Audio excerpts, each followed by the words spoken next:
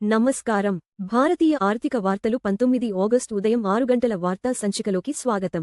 ఈ వార్తా సంచికను మీకు అందిస్తున్నది నయన. తాజా వార్తలు వినండి. సెన్సెక్స్ 77,235.46 493 pts 0.63% తగ్గింది. అత్యధిక లాభం యాక్సిస్ బ్యాంక్ 1.28% పెరిగింది. అత్యధిక నష్టం ఏషియన్ పెయింట్స్ 2.20% తగ్గింది. నిఫ్టీ 50 నేడు 24,154.90 0.55% వద్ద ఉంది. -0.55% తగ్గింది. ఎన్ఎస్ఈ యొక్క అగ్ర 50 కంపెనీలను ట్రాక్ చేస్తుంది.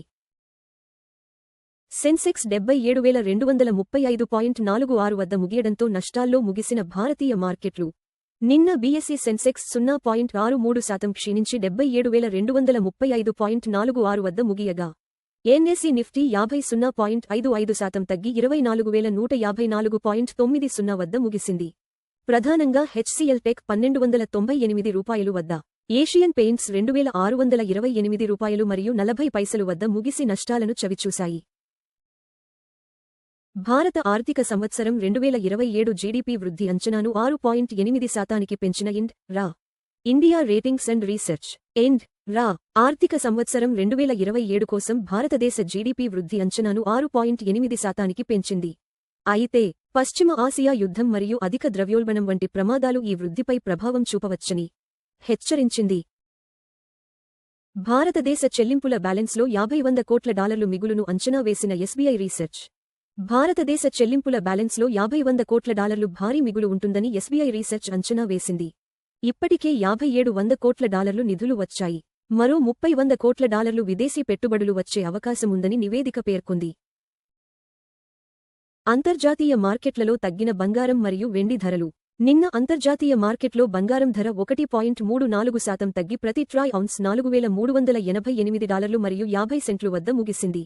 వెండి ధర కూడా 3.04% క్షీణించి ప్రతి ట్రాయ్ ఔన్స్ $63 మరియు 32 సెంట్లు వద్ద ముగిసింది. ప్రభుత్వ రంగ బ్యాంకులను యువతతో సంబంధాలు పెంచుకోవాలని కోరిన నిర్మలా సీతారామన్. ప్రభుత్వ రంగ బ్యాంకులు ప్రాధాన్యతా రంగాల రుణాలను బలోపేతం చేయాలని మరియు యువతరంతో అనుసంధానం కావాలని ఆర్థిక మంత్రి నిర్మలా సీతారామన్ సూచించారు. కస్టమర్ల చేరువను మరియు ఆర్థిక చేరికను మెరుగుపరచాలని ఆమె నొక్కి చెప్పారు. రెన్యూ మొదటి త్రైమాసిక నికర లాభం 16% పెరిగి ఇండియన్ రూపీ 595 కోట్లకు చేరింది. పునరుత్పాదక ఇంధన సంస్థ రీన్యూ మొదటి త్రైమాసికంలో నికర లాభం 16% పెరిగి ఇండియన్ రూపీ 595 కోట్లకు చేరినట్లు ప్రకటించింది. బలమైన పనితీరు కారణంగా ఇదే కాలంలో కంపెనీ ఆదాయం కూడా 16% పెరిగింది. ఐఓసీసీ హోదా మరియు విదేశీ యాజమాన్యాన్ని 49.5%కి పరిమితం చేసిన స్విగ్గీ వాటాదారులు కంపెనీని Indian owned and controlled company IOCC హోదాకు మార్చడానికి ఆమోదం తెలిపారు. ఈ నిర్ణయం విదేశీ యాజమాన్యాన్ని 49.5%కి పరిమితం చేస్తుంది మరియు ఆర్టికల్స్ ఆఫ్ అసోసియేషన్లో సవరణలను అనుమతిస్తుంది. హై కెపాసిటీ ట్రాన్స్ఫార్మర్ల కోసం $194 కోట్ల ఆర్డర్ పొందిన అట్లాంటా ఎలక్ట్రికల్స్ సంస్థ ఏపీట్రాన్స్కో APTRANSCO నుండి 12 హై కెపాసిటీ ట్రాన్స్ఫార్మర్ల సరఫరా కోసం లెటర్ ఆఫ్ ఇంటెంట్ పొందింది. ఈ దేశీయ కాంట్రాక్ట్ మొత్తం విలువ ఇండియన్ రూపీ 194 కోట్లుగా అంచనా వేయబడింది.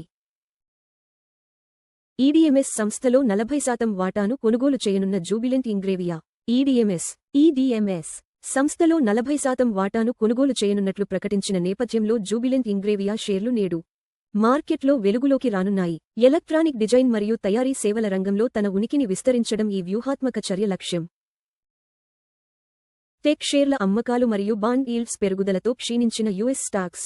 మధ్యప్రాచ్యంలో పెరుగుతున్న ఉద్రిక్తతల కారణంగా టెక్ షేర్ల అమ్మకాలు పెరగడంతో వాల్స్ట్రీట్ నష్టాలను చవిచూసింది. పెరుగుతున్న బాండ్ ఈల్డ్స్ యుఎస్ ప్రధాన సూచీలపై మరింత ఒత్తిడిని తెచ్చాయి.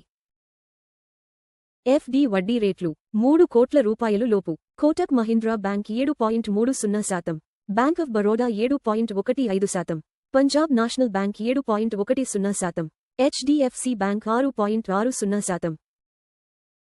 బంగారం $4,388 మరియు 50 సెంట్లు 1.34% ప్రతి ట్రాయ్ ఔన్సుకు. అప్రాక్సిమేట్లీ ఈక్వల్ టు 134,981 రూపాయలు ప్రతి 10 గ్రా. బంగారు ధర 1.34% తగ్గింది. మునుపటి ముగింపు $4,448 మరియు 10 సెంట్లు నుండి బంగారు ధరలు ప్రపంచ డిమాండ్, డాలర్ బలం మరియు ద్రవ్యోల్బణ అంచనాలను ప్రతిబింబిస్తాయి. వెండి $63 మరియు 32 సెంట్లు 3.04% ప్రతి ట్రాయ్ ఔన్సుకు. అప్రాక్సిమేట్లీ ఈక్వల్ టు $1948 ప్రతి 10 గ్రా. వెండి ధర 3.04% తగ్గింది. మునుపటి ముగింపు $65 మరియు 31 సెంట్లు నుండి. వెండి ధరలు పారిశ్రామిక డిమాండ్, సౌర శక్తి మరియు సెంట్రల్ బ్యాంక్ విధానాలతో ముడిపడి ఉంటాయి. WTI క్రూడ్ ఆయిల్ $84 మరియు 47 సెంట్లు 0.91% ప్రతి బారెల్కు ట్రేడ్ అవుతోంది. చమురు ధర 0.91% తగ్గింది. మునుపటి ముగింపు $85 మరియు 25 సెంట్లు నుండి. చమురు ధరలు ఇంధన వ్యయాలు, ద్రవ్యోల్బణం మరియు భారతీయ రూపాయిని గణనీయంగా ప్రభావితం చేస్తాయి. $95.67 0.08% వద్ద భారతీయ రూపాయికి వ్యాపారమవుతోంది. రూపాయి 0.08% బలహీనపడింది. మునుపటి ముగింపు $95 మరియు 59 పైసలు నుండి. బలహీనమైన రూపాయి దిగుమతి వ్యయాలను పెంచుతుంది, అయితే ఐటీ మరియు ఫార్మా ఎగుమతిదారులకు ప్రయోజనం చేకూరుస్తుంది. ఎల్పీజీ సిలిండర్ ధరలు, ప్రధాన నగరాలు. చెన్నై $957 మరియు 50 పైసలు, 2906 రూపాయలు. బెంగళూరు $944 మరియు 50 పైసలు, 2821 రూపాయలు. హైదరాబాద్ $994, 2985 రూపాయలు. ఆంధ్రప్రదేశ్ $966 మరియు 50 పైసలు, 2921 రూపాయలు మరియు 50 పైసలు. భారతీయ ఆర్థిక వార్తలు చూసినందుకు ధన్యవాదాలు. ప్రతిరోజు ఉదయం మరియు సాయంత్రం 6 గంటలకు మా వార్తలు చూస్తూ ఉండండి. లైక్, షేర్ మరియు సబ్స్క్రైబ్ చేయండి.